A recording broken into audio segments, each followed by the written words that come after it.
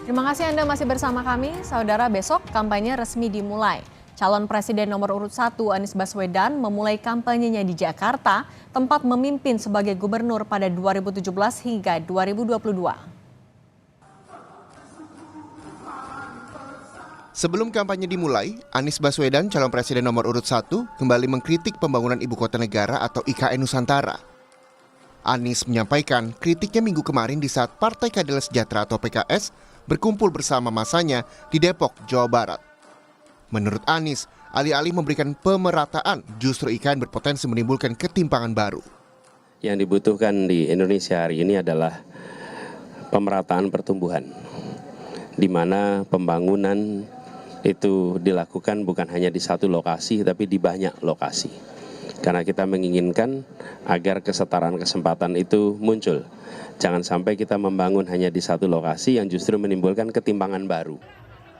Sebelumnya, Anies bersama pasangannya Muhaimin Iskandar juga mengkritik IKN saat adu debat dan gagasan yang digelar pengurus pusat Muhammadiyah.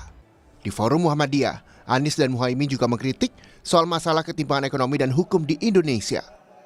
Jokowi merencanakan pembangunan besar-besaran wilayah Kalimantan Timur sebagai ibu kota baru, memindahkan Jakarta yang sudah jadi ibu kota sejak kemerdekaan 17 Agustus 1945. Dan di hari pertama kampanye besok, Selasa 28 November, Anies sudah terjadwal berkampanye di Jakarta. Di Jakarta, Anies menjadi gubernur pada tahun 2017 hingga 2022. Mulai Jakarta dulu dah. Jakarta dulu. Jawa Tengah Pak Anies. Mulai dari Jakarta dulu Pak Anies. Rasanya sih gitu. Kita akan menanyakan kepada masyarakat, apakah yang dirasakan hari ini sudah baik? Misalnya, apakah kebutuhan pokok harganya terjangkau atau harganya mahal? Apakah pendidikan harganya terjangkau atau tidak terjangkau? Apakah urusan kesehatan itu rumit atau mudah? Apakah lapangan pekerjaan itu mudah atau sulit? Kalau jawabannya sulit, tidak terjangkau, pertanyaan berikutnya, mau diteruskan?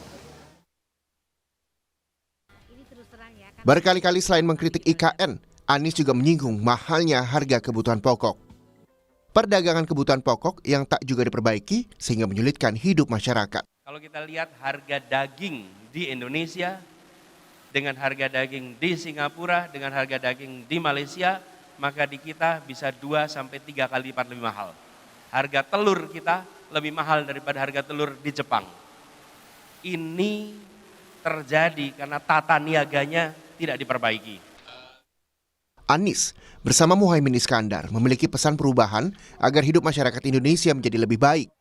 Dengan diusung 3 partai, Nasdem, Partai Kebangkitan Bangsa dan PKS, Anies dan Muhaimin senantiasa mengkritik sejumlah keputusan pemerintahan Joko Widodo, terutama di bidang ekonomi dan hukum. Tim Liputan, Kompas TV.